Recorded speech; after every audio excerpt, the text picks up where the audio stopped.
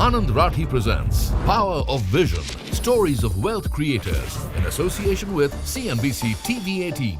Hello and welcome to Anand Rathi Wealth Limited presents The Power of Vision, Stories of Wealth Creators in partnership with CNBC TV18. I'm your host Pavitra Parekh, and today we have with us Mr. Feroze Azeez. He's Deputy CEO of Anand Rathi Wealth Limited. So a lot of us look at mutual funds because, it's just safer to have your money handled by an expert. But tell us from a longer term perspective, from a 10 to 15 year kind of perspective, what categories of these funds do you think can really drive that growth? SEBI was very kind to bring simplicity in terms of 15 different categories. 8 of them are relevant. Just look at 8. In those 8, why did I say 8? Because out of the total number of schemes in a category, we checked what is the number of schemes which outperform Nifty and by how much. When I do this analysis, large cap as a category, which is a popular category, which has the most amount of money, is the least probable to generate alpha and also the least alpha for those who are generating the alpha. 37% of the large cap schemes have generated alpha over Nifty, and when they've generated that excess return, how much? It's only 3%. Whereas another category, if I read it out to you, has 54%. 53% is the number of schemes which have generated alpha in the contra category, and the extent of outperformance is 5%.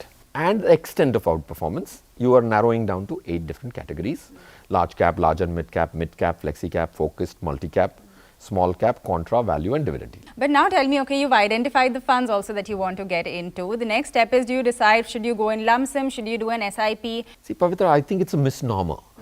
It's like apples and oranges. When you can do lump sum only when you have the money, right? SIP is the commitment of your future earnings. Now let's assume you're going to earn in the next 36 months a lot of money. You don't have it today. So Pavitra does not have a choice of lump sum for her future cash flow commitments. So both are relevant. Depends on what's your cash flow status, point 1. Point 2, if you have a lump sum amount of money, comparing that with STP, which is a systematic transfer plan, saying that should I put all in? If I have, let's assume I got a bonus of 100 rupees, I want to go all in. If I don't want to go all in, then comes systematic transfer plan. Yet Anand Rathi, we believe that Nifty has a fundamental value. If the market is higher than that fundamental value, you stagger it. If it's below, now today we're looking at Nifty earnings being 936 for this financial year.